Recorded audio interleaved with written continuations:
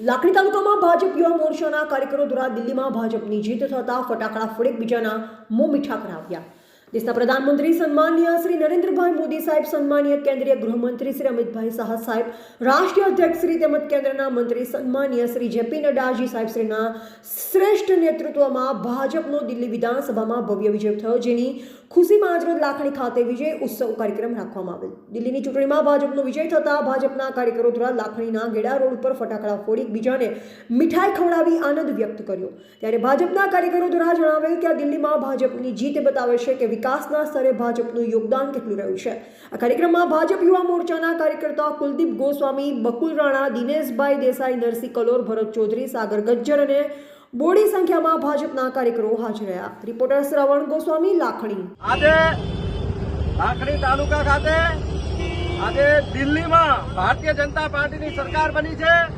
એક બાજુ પ્રયાગરાજમાં કુંભ ચાલે છે અને બીજી બાજુમાં ભારતીય જનતા પાર્ટીનો કુંભ દિલ્હી ખાતે ચાલી રહ્યો છે। આપ અને પાપ બંને સાફ થઈ ગયું છે। એની ખુશીમાં લાખણી ખાતે આજે કાર્યકર્તાઓ દ્વારા વિજયની ખુશી મનાવી રહ્યા છે।